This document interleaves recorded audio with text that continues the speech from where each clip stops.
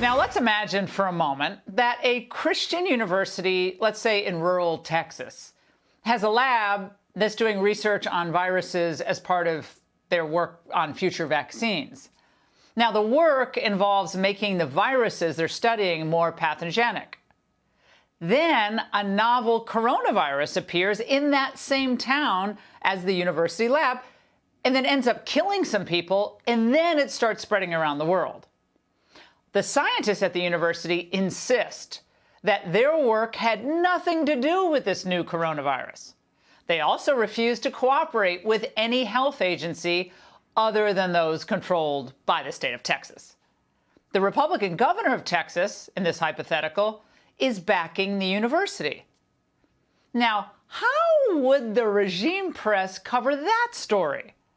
And do you think the Biden administration would be demanding answers, issuing condemnations of these risky practices, and citing the crushing loss of life and gargantuan economic consequences caused by this irresponsible university?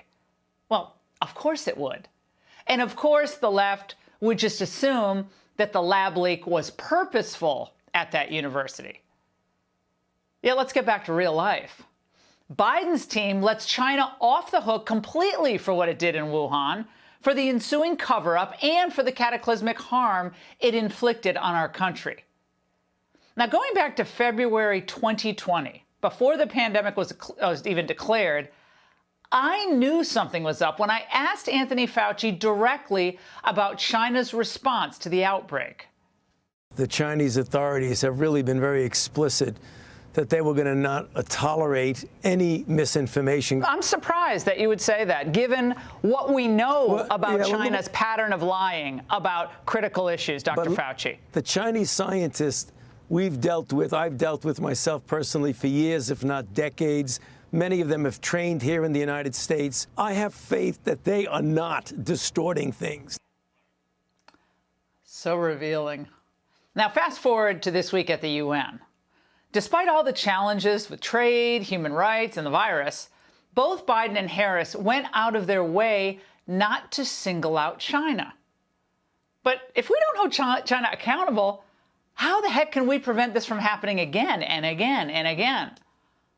But don't worry, because our vice president wants to throw money at some global health slush fund of some $1 billion total. To avoid the mistakes of the past and meet this present moment, we must also ensure transparency and accountability to ensure that all countries meet our global health obligations.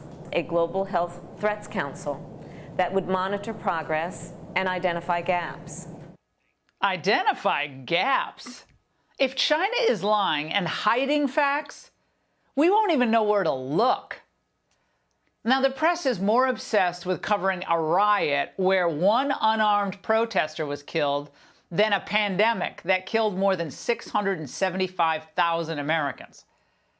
The fact is, China is howling at us. They're laughing. They got away with global death and destruction, and America's response is the equivalent of, "Thank you, sir, may I have another?"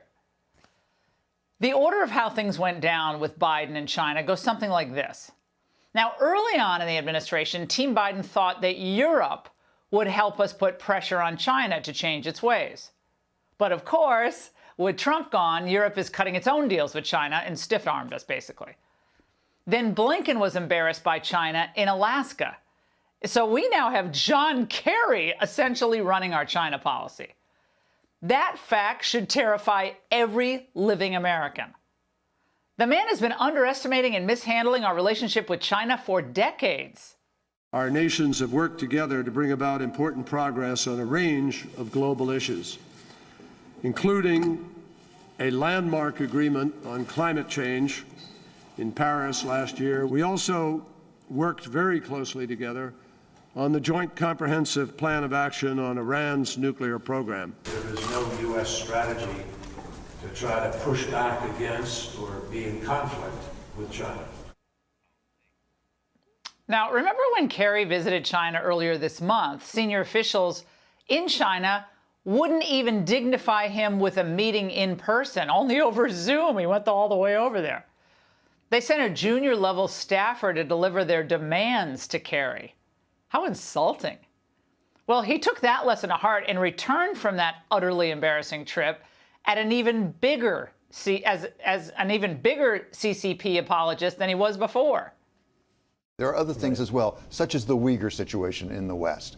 What is the process by which one trades off climate against human rights? Well, life, life is always full of tough choices in the relationship between nations. Now, the choice of standing up for human rights is perhaps tough for Kerry because of the incredible financial leverage the CCP has over his family. Just yesterday, we learned that John Kerry's wife, Teresa Heinz, is heavily invested in China through her family trusts. Government ethics disclosures reveal Kerry's wife has over $1 million interest in a New York-based investment firm that is run by a Chinese citizen and has major holdings in Chinese companies.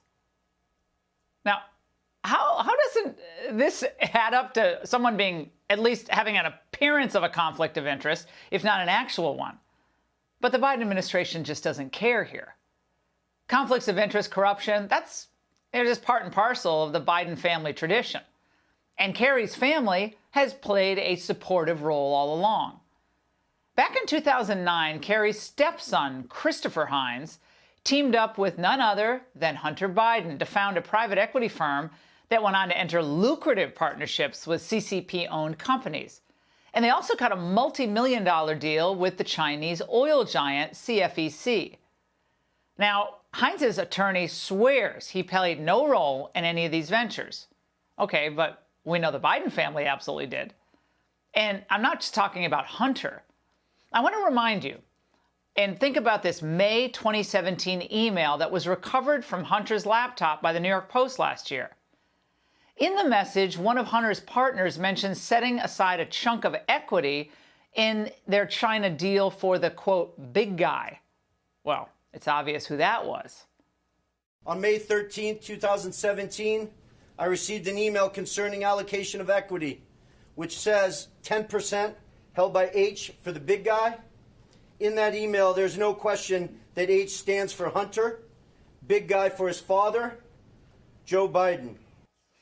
The financial entanglements between the Biden administration and the CCP are real, and they're frightening. And they cast some of the more inexplicable decisions that our government has recently made in a new and perhaps more understandable light. Now, consider the shocking news that the Secret Service and FBI just purchased surveillance drones from a Chinese company that the Pentagon itself had just singled out as a potential security risk. How the heck was that allowed to happen? If Biden really wants to save our global position and save Taiwan, boost our manufacturers, put China back on its heels, at this point, he has a simple to-do list.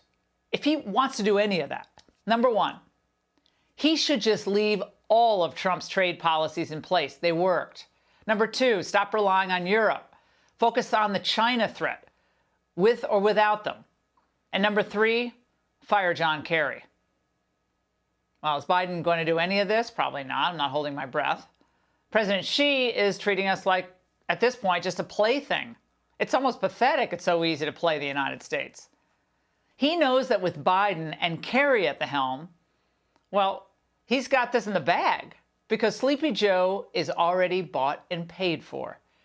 And that's the angle. Hey, Sean Hannity here. Hey, click here to subscribe to Fox News YouTube page and catch our hottest interviews and most compelling analysis. You will not get it anywhere else.